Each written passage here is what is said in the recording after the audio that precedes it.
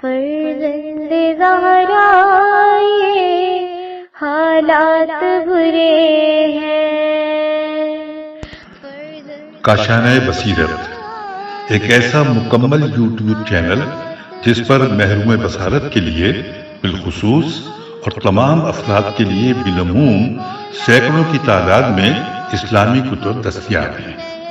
لہذا گزارش ہے کہ آپ اپنی ذمہ داری نبھاتے ہوئے کاشانہ بصیرت کو سبسکرائب کرنے کے ساتھ ساتھ بیل آئیکن کو پریس کیجئے تاکہ آپ علم کے حصول کے ساتھ ساتھ مذہب اہل بیت کی اشاعت میں بھی اہم کردار ادا کرتے رہیں۔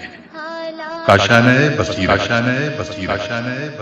فرزند زہرا یہ حالات برے ہیں۔ السلام علیکم ورحمۃ اللہ وبرکاتہ۔ سامعین، آپ سماعت فرما رہے ہیں الکوثر فی تفسیر القرآن، جلد نمبر 9۔ مفسر ہیں حجت الاسلام مولانا محسن علی نجفی صاحب۔ آج ہم آپ کے سامنے اس کی 13ویں ریکارڈنگ پیش کر رہے ہیں، صفحہ نمبر 177، اور سورہ شروع ہو رہا ہے سورہ منافقون۔ اس میں 11 آیات ہیں۔ اس سورہ کا نام آیت اذا جاءک المنافقون سے ماخوذ ہے۔ مدینے میں نفاق یہاں سے شروع ہوا کہ مدینے میں 2 قبیلوں اوس اور خزرج میں آپس کی خانہ جنگی سے تنگ آ کر ایک شخص کی قیادت میں متحد ہونے پر اتفاق ہوا، اور قیادت کے لیے قبیلہ خزرج کے سردار عبداللہ بن ابی بن سلول کو بادشاہ بنانے پر متفق ہو گئے، یہاں تک کہ اس کے لیے تاج بنا لیا گیا تھا۔ اسی اثنا میں مدینہ میں اسلام کا اثر نفوذ شروع ہوا، اور دونوں قبیلوں کی بااثر شخصیات نے اسلام قبول کیا، جس کی وجہ سے عبداللہ بن ابی بادشاہ نہ بن سکا۔ بعد میں اگرچہ اس نے بھی زبان پر کلمہ اسلام جاری کیا، مگر اس کے دل میں اسلام کے خلاف نفرت موجزن تھی۔ چنانچہ مختلف جنگوں میں اس نے اپنی منافقانہ سازش کے ذریعے لشکر اسلام کو کمزور کرنے کی کوشش کی۔ جنگ احد میں اپنے 300 ساتھیوں کے ساتھ جنگ سے الگ ہو گیا۔ جبکہ مدینے کے یہودیوں کے ساتھ جنگ کی صورت بن گئی تو اس نے یہودیوں کی حمایت کی۔ غزوہ بن مستلق کے موقع پر اس کی منافقت کھل کر سامنے آ گئی کہ اس نے اپنے ساتھیوں سے ایک مجلس میں کہا، تم اصحاب محمد صلی اللہ علیہ وآلہ وسلم سے ہاتھ روک لو، مدینہ پہنچ کر ہم میں سے جو عزت والا ہے وہ ذلیل کو نکال دے گا۔ اس بات کو زید بن ارقم سن رہے تھے جو کم عمر تھے۔ زید نے یہ باتیں رسول اللہ صلی اللہ علیہ وآلہ وسلم کو بتائیں۔ عبداللہ بن ابی نے انکار کیا، مگر زید کی تصدیق میں یہ آیت نازل ہوئی۔ بسم اللہ الرحمن الرحیم۔ اذا جاءك المنافقون قالوا نشهد انك لرسول الله والله يعلم انك لرسوله والله يشهد ان المنافقين لكاذبون۔ آیت نمبر 1 ہے، بنام خدائے رحمان و رحیم۔ منافقین جب آپ کے پاس آتے ہیں تو کہتے ہیں، ہم گواہی دیتے ہیں کہ آپ یقیناً اللہ کے رسول ہیں، اور اللہ کو بھی علم ہے کہ آپ یقیناً اس کے رسول ہیں، اور اللہ گواہی دیتا ہے یہ منافقین یقیناً جھوٹے ہیں۔ تفسیر آیت۔ عصر رسول صلی اللہ علیہ وآلہ وسلم میں مدینہ میں منافقین کی ایک خاص تعداد موجود تھی۔ سورہ توبہ کی آیت نمبر 101 میں ارشاد ہوتا ہے، اور خود اہل مدینہ میں بھی ایسے منافقین ہیں جو منافقت پر اڑے ہوئے ہیں۔ اہل مدینہ میں کچھ لوگ ایسے ہیں جنہوں نے منافقت میں مہارت حاصل کی ہے اور اس پر اڑے ہوئے ہیں۔ جنگ احد میں ان کی تعداد 300 سامنے آئی، اور جو لوگ سامنے نہ آئے ان کی تعداد معلوم نہ ہو سکی۔ نمبر 1، یہ منافقین رسول اللہ صلی اللہ علیہ وآلہ وسلم کی خدمت میں حاضر ہو کر کہتے ہیں، ہم گواہی دیتے ہیں کہ آپ یقیناً اللہ کے رسول ہیں۔ اس آیت میں فرمایا وہ جھوٹ بولتے ہیں، یعنی ان کا یہ کہنا کہ آپ اللہ کے رسول ہیں، یہ گواہی ان کے اپنے عقیدے کے مطابق نہیں ہے، وہ اپنے عقیدے کے خلاف بات کر رہے ہیں۔ اگرچہ یہ واقعے کے مطابق سچ ہے، لیکن یہ اپنے عقیدے کے مطابق جھوٹ بول رہے ہیں۔ دوسرے لفظوں میں ان منافقین کی طرف سے آپ کی رسالت کی گواہی کے اعتبار سے تو سچی ہے، لیکن گواہ کے اعتبار سے جھوٹی ہے۔ گواہی سچ ہے اور گواہ جھوٹا ہے۔ اتخذوا أيمانهم جنة فصدوا عن سبيل الله إنهم ساء ما كانوا يعملون۔ انہوں نے اپنی قسموں کو ڈھال بنا رکھا ہے، پھر وہ دوسروں کو بھی اللہ کی راہ سے روکتے ہیں، جو کچھ یہ کرتے ہیں یقیناً برا ہے۔ تشریح کلمات: فصدوا، السد رک جانا اور منحرف ہونے کے معنوں میں بھی آتا ہے، جیسے یصدونا، انکا سدودا، اور یہی لفظ یعنی صد دوسروں کو روکنے کے معنوں میں بھی آتا ہے۔ فرق یہ ہے کہ صد سدودا سے ہے تو رک جانے، منحرف ہونے کے معنوں میں آتا ہے، اور اگر صد یا صدن سے ہے تو دوسروں کو روکنے کے معنوں میں ہے۔ تفسیر آیت نمبر 1: یہ لوگ اگر اپنے اندر کے عقیدہ کفر کا اظہار کرتے اور مسلمانوں کے ساتھ لڑتے تو یہ قتل ہو جاتے۔ زبان سے اسلام کے اظہار سے انہیں جان و مال کا تحفظ مل جاتا ہے، لہٰذا ان لوگوں کی طرف سے اظہار ایمان کے لیے جو قسمیں کھائی جاتی ہیں وہ ایک چال اور ڈھال ہے۔ نمبر 2: اپنی قسموں کو ڈھال بنا کر راہ خدا سے ہٹ گئے، اور راہ خدا جو خود ان کے مفاد میں تھی، جس سے انحراف کر کے ان لوگوں نے اپنے ساتھ برا کیا۔ ذلك بأنهم آمنوا ثم كفروا فتبع على قلوبهم فهم لا يفقهون۔ یہ اس لیے ہے کہ یہ ایمان لا کر پھر کافر ہو گئے، بس ان کے دلوں پر مہر لگ گئی، لہٰذا اب یہ سمجھتے ہی نہیں ہیں۔ تفسیر آیت نمبر 1: ان منافقین کے اس جرم میں مبتلا ہونے کی اصل وجہ یہ ہے کہ وہ پہلے ایمان لے آئے، اسلام کی حقانیت ان پر واضح ہو گئی، جس کی وجہ سے ان کے دل میں ایمان اتر گیا تھا۔ ثم کفروا، بعد میں وہ کافر ہو گئے، یعنی اسلام کی حقانیت واضح ہونے کے باوجود کفر اختیار کیا، جیسے کہ سورہ توبہ کی آیت نمبر 66 میں ان منافقین کے بارے میں فرمایا گیا کہ عذر تراشی مت کرو، تم ایمان لانے کے بعد کافر ہو چکے ہو۔ بعض مفسرین کا یہ کہنا کہ آمنو سے مراد ظاہری اقرار ہے اور ثم کفروا سے مراد باطنی انکار ہے، درست نہیں ہے، کیونکہ ظاہری اقرار کو ایمان نہیں کہا جاتا، اسے اسلام کہتے ہیں۔ البتہ منافقین کے دعوی ایمان کے مطابق کہا ہو، جیسے کہ سورہ بقرہ کی آیت نمبر 14 میں، اور جب وہ ایمان والوں سے ملتے ہیں تو کہتے ہیں ہم ایمان لے آئے ہیں، اور جب اپنے شیطانوں کے ساتھ تخلیہ میں ہوتے ہیں تو کہتے ہیں ہم تو تمہارے ساتھ ہیں۔ نمبر 2: حق کے منکشف ہونے کے بعد کفر اختیار کرنے پر اللہ تعالیٰ نے ان سے ہاتھ اٹھا لیا۔ اب ہدایت کے سرچشمے سے ہدایت کا دروازہ بند ہونے پر یہ ایمان کے قابل بھی نہ رہے، نہ کسی کلمہ حق کے سمجھنے سے اہل رہے۔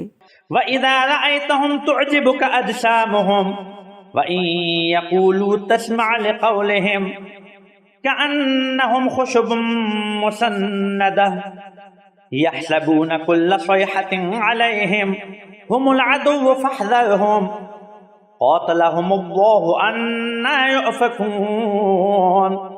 اور جب آپ انہیں دیکھ لیں تو ان کے جسم آپ کو بھلے معلوم ہوں گے، اور جب وہ بولیں گے تو آپ ان کی باتیں توجہ سے سنتے ہیں، مگر وہ ایسے بے روح ہیں گویا وہ دیوار سے لگائی گئی لکڑیاں ہیں، ہر آواز کو اپنے خلاف تصور کرتے ہیں۔ یہی لوگ بڑے دشمن ہیں، لہٰذا آپ ان سے محتاط رہیں، اللہ انہیں ہلاک کرے، یہ کہاں بہہ کے پھرتے ہیں۔ تفسیر آیت: روایات کے مطابق رئیس المنافقین عبداللہ بن ابی کی طرف اشارہ ہے۔ یہ قبیلہ خزرج کا بزرگ تھا۔ مدینے کے دونوں قبیلوں اوس اور خزرج دونوں نے آپس میں اس بات پر اتفاق کیا تھا کہ عبداللہ بن ابی بن سلول کو اپنا بادشاہ بنایا جائے۔ بات یہاں تک پہنچ چکی تھی، اس کے لیے تاج بنایا گیا تھا۔ اسی اثنا میں مدینے میں اسلام کا سورج طلوع ہو گیا اور بہت سے بااثر لوگوں نے اسلام قبول کیا، تو عبداللہ بن ابی کے بادشاہت کی کوئی گنجائش باقی نہ رہی۔ بعد میں اس نے بھی بظاہر اسلام کا کلمہ پڑھ لیا، لیکن اس کے دل میں اسلام داخل نہ ہو سکا۔ نمبر 1، کہتے ہیں ابن ابی سلول ایک جسیم، بلند قد و قامت کا آدمی تھا اور بولنے میں تیز تھا۔ جب وہ بات کرتا تو اس کی فصاحت، خوش کلامی اور چرب زبانی کی وجہ سے لوگ اس کی باتوں کی طرف متوجہ ہو جاتے تھے۔ چنانچہ بعض روایت کے مطابق یہ شخص جمعے کے خطبے سے پہلے رسول اللہ صلی اللہ علیہ وآلہ وسلم کی حمایت میں اٹھ کر باتیں کرتا تھا۔ نمبر 2، ان منافقین کی حالت ایسی ہے جیسے دیوار سے لگی ہوئی لکڑیاں ہوں۔ اس میں 2 باتیں وجہ تشبیہ ہیں۔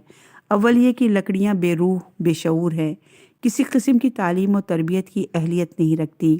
دوم یہ کہ لکڑیاں اگر چھت وغیرہ میں لگی ہوئی ہوں تو ان سے استفادہ ہو رہا ہوتا ہے، دیوار کے ساتھ لگائی ہوئی لکڑی بے مصرف ہوتی ہے۔ یہ لوگ معاشرے کے لیے ایک خشک چیز کی طرح غیر مفید ہیں۔ نمبر 3، بستی میں کبھی بھی کہیں سے شور کی آواز آتی تو یہ خیال کرتے کہ ہمارا راز فاش ہو گیا ہے، یہ آواز ہمارے خلاف اٹھ رہی ہے۔ نمبر 4، دشمن یہی لوگ ہیں۔ چونکہ ظاہری دشمن سے مقابلہ ہوتا ہے تو وہ فاصلے پر ہوتا ہے، اس سے بچنا آسان ہے، لیکن مار آستین اندر کا دشمن زیادہ خطرناک ہوتا ہے۔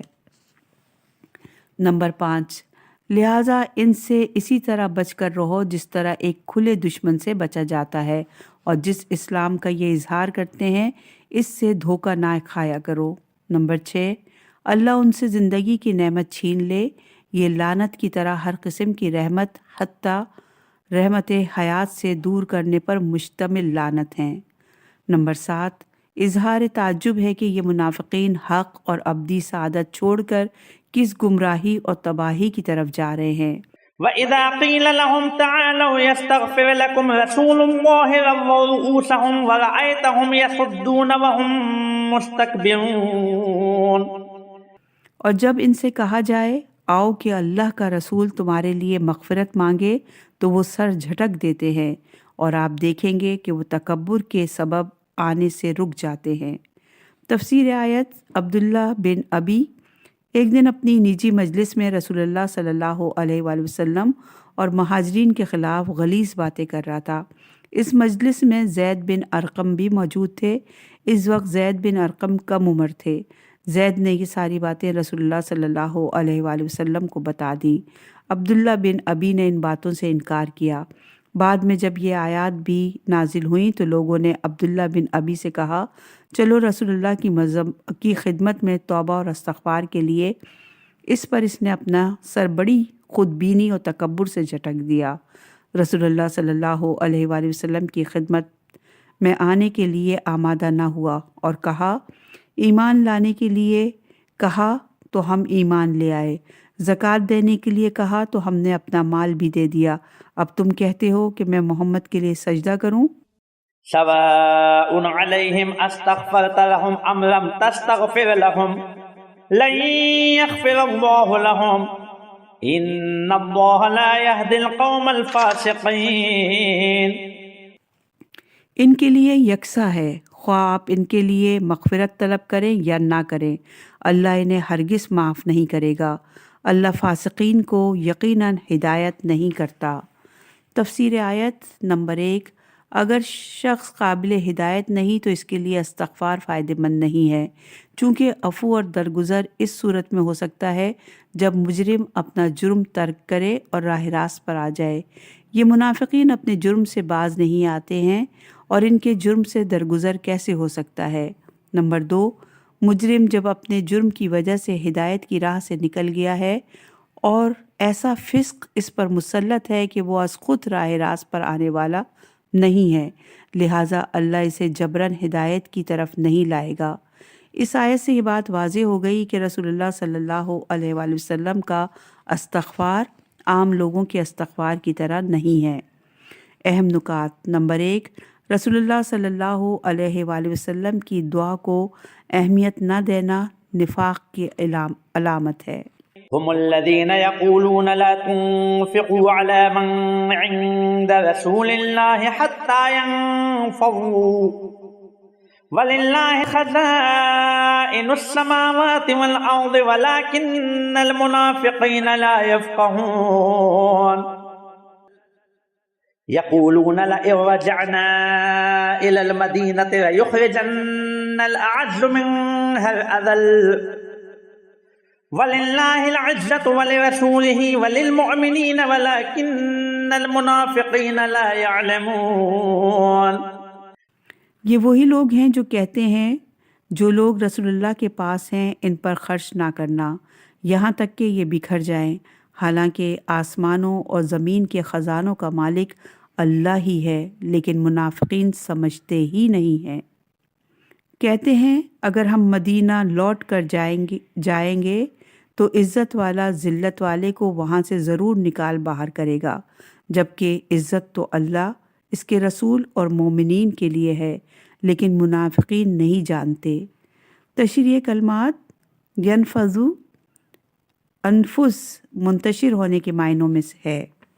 تفسیر آیت، یہ باتیں بھی عبداللہ بن ابی نے کہی تھیں اور زید بن ارقم نے رسول اللہ صلی اللہ علیہ وآلہ وسلم کو بتائی تھیں۔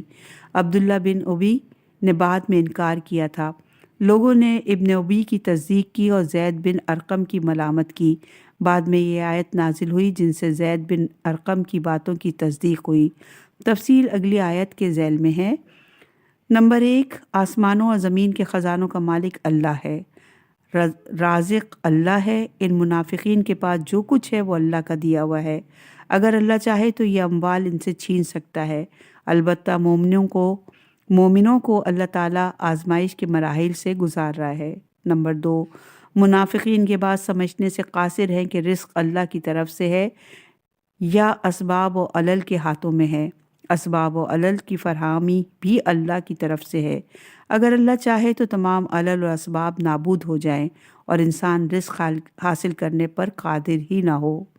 نمبر 3، واپس مدینہ پہنچ کر ہم ان ذلیلوں مہاجروں کو مدینے سے نکال باہر کریں گے۔ غزوہ مستقلق کے موقع پر دشمن کو شکست دینے کے بعد ایک مہاجر ایک انصاری میں پانی کے مسئلے پر تکرار ہوئی اور ہاتھ اپائی تک نوبت پہنچ گئی۔ اس پر انصاری و مہاجر نے اپنی اپنی قوم کو مدد کے لیے پکارا۔ منافقین کے سربراہ عبداللہ بن ابی نے اس موقع سے فائدہ اٹھایا اور اوس اور خزرج کو پکارا۔ ادھر کچھ مہاجرین بھی اٹھ کھڑے ہوئے۔ رسول اللہ صلی اللہ علیہ وآلہ وسلم کی مداخلت پر معاملہ ختم ہو گیا، لیکن اس واقعے کے بعد دیگر منافقین عبداللہ بن ابی کے پاس جمع ہو گئے تو ابن ابی نے ان سے کہا، خدا کی قسم مدینہ پہنچنے پر ہم میں سے عزت والا ذلیل کو نکال دے گا، تم لوگ ان پر کوئی مال خرچ نہ کرو، یہ اپنی بالادستی چھوڑ کر یہاں سے نکل جائیں گے۔ حضرت زید بن ارقم جو ابھی کم سن تھے اس مجلس میں موجود تھے، انہوں نے سارا واقعہ رسول اللہ صلی اللہ علیہ وآلہ وسلم کو سنا دیا۔ اس سلسلے میں زید بن ارقم کی تصدیق میں یہ آیت نازل ہوئی۔ نمبر 4، عزت اور عظمت اللہ، رسول اور مومنین کی ہے۔ کافروں کے اقتصادی محاصرے سے کبھی بھی مومنوں کو زیر نہیں کیا جا سکے گا، اور منافقین اپنے نفاق کے ذریعے ذلت سے بچ نہیں سکتے۔ جو عزت اللہ نے اپنے رسول صلی اللہ علیہ وآلہ وسلم کو دی ہے، اس عزت کو یہ منافقین تو کیا ساری دنیا کی طاقت زائل نہیں کر سکتی۔ مومن کی اپنی عزت کے بارے میں اسلام کا یہ قانون ہے کہ ہر وہ عمل جس سے مومن کی اناہت ہوتی ہے حرام ہے، اور خود مومن پر بھی ہر وہ عمل جس سے اس کی اناہت ہوتی ہے حرام ہے۔ نمبر 5، منافقین کو اس بات کا علم کہاں کہ عزت کا سرچشمہ اللہ کی ذات ہے، جو اللہ اور اس کے رسول پر تکیہ کرے گا عزت اسی کی ہے۔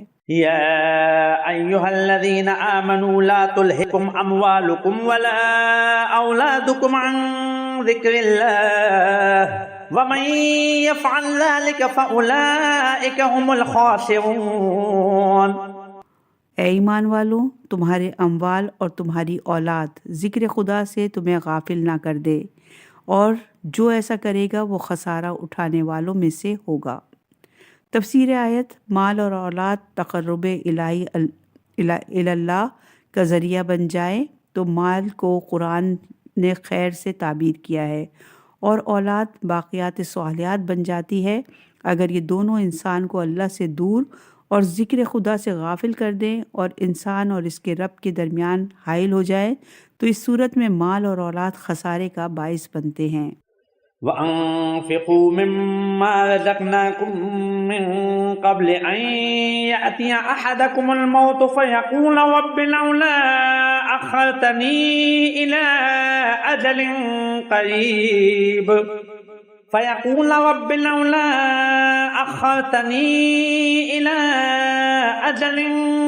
قَرِيبٍ فَأَصَّدَّقَ وَأَكُن مِّنَ الصَّالِحِينَ۔ اور جو رزق ہم نے تمہیں دے رکھا ہے اس میں سے خرچ کرو قبل اس کے کہ تم میں سے کسی کو موت آ جائے، پھر وہ کہنے لگے اے میرے پروردگار، تو نے مجھے تھوڑی سی مہلت کیوں نہ دی تاکہ میں صدقہ دیتا اور میں بھی صالحین میں سے ہو جاتا۔ تفسیر آیت: موت کے وقت یہ حقیقت منکشف ہو جائے گی کہ راہ خدا میں مال خرچ کرنے کا کیا رتبہ ہے۔ اس انکشاف کے بعد وہ اس حسرت کا اظہار کرے گا، کاش ایک موقع پھر مل جاتا تو جی بھر کر راہ خدا میں مال خرچ کرتا۔ چونکہ جب موت سامنے آئے تو ایک مرتبہ ساری زندگی کا کیا دھرا سامنے آئے گا اور موت سے پہلے اپنی آئندہ زندگی کے بارے میں علم ہو جائے گا۔